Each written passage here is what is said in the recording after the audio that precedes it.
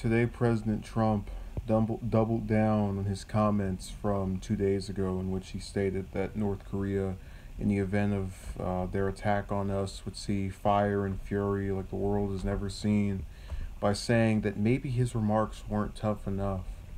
Um, he's commenting on his comments from 2 days ago. And these are suggestive of possible, warning signs he's making toward North Korea, accompanied by remarks from Secretary of Defense Mattis um, in regards to that region yesterday. So I want everyone to sit here and kind of think to themselves. We've all been alive for at least 10 years if you're watching this. When we went into war with, the Iraq War, rather, or any other military conflict, I could have sworn it always had to do, or at least the reason given, was that they did something to us. North Korea, truthfully and honestly, hasn't done anything. You look at our entry into World War One, where Japan attacked Pearl Harbor. We went after Japan. They did something to us. Um, it's almost befuddling to sit here and think to myself, we're gonna have thousands and potentially millions of people die over what amounts to two mentally just ill prepared to be in leadership people, both Trump and Jong Un, sitting in power and deciding to just play willy nilly with our lives. If anybody else, and I'm gonna do a little bipartisan thing here.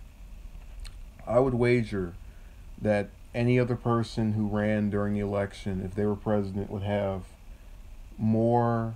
If they didn't have necessarily better temperament, it would be harder to be not tell. I don't know if it's his tweeting or anything else, but you can convey that this is not someone who needs to be in that position. And it bothers me because I'm a guy who, I don't lean toward the Democratic Party, the Republican Party. I'm about as independent as they come. And obviously, I have my political views. Some are liberal, some are conservative.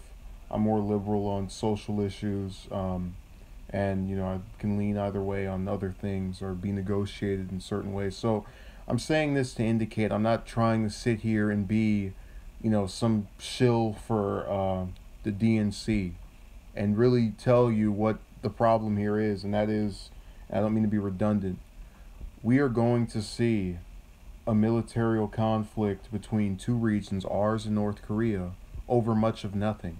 North Korea is not really should not even be. If we were to take a list of just our top 10 priorities that we need to fix between, income inequality, no one being able to afford college, jobs not being around, um, this plight of homeless people that we have, North Korea wouldn't even be in the top 20 or 30. There are so many issues with the U.S. But see, it goes back to this love of the military industrial complex that a lot of conservatives have, unfortunately. And it's not the ones that vote, it's typically the ones in office who are kind of further down the line of trying to represent the various companies which produce these weapons of mass destruction and profit off of their usage. You have to have some conflict to promote an image. It's seen as weak if you don't want war, even though you had Eisenhower, who was, you can go and look up his military record, but by the time he was in office as the 34th president, he preached and advocated against war. He saw how destructive it is. And, you have Trump, who's never served a day of his life in the military. I haven't either, but, I still know it's not something to play around with. I still understand that a person getting the call that their relative just died for nothing in some foreign country is heartbreaking. And I guarantee you the exact same thing is going to happen in the next 2 or 3 years, however long his first term is, and potentially his second one, which seems to be very likely given the current state of Democrats. And it's this reality that you really can't fix. People keep talking about impeach him, impeach him, impeach him. Republican majority. How about you win some local elections and then we'll talk about that, where it becomes plausible to do this. And remember, the midterm election isn't for another, let's see, we have September, October, November. That's already, 3 months plus the 12 for the next November. That's 15 months away. So by the time you even get this Democratic majority, which I haven't even checked to see if that's enough seats to even make this possible, you're going to have almost 2 full years of someone that everybody couldn't stand with this low approval rating. Less than half of the country is in favor of him.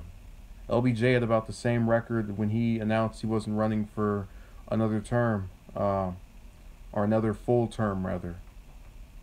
So I just want to convey right here that we live in a country that cares more about promoting an image of being strong during these conflicts to get their little picture in the history book than we do one that wants to see the benefit of its people. And until they take that $1 billion that they're going to use for these bombs and for other parts of the military industrial complex and actually funnel into these communities, that's exactly my sentiment.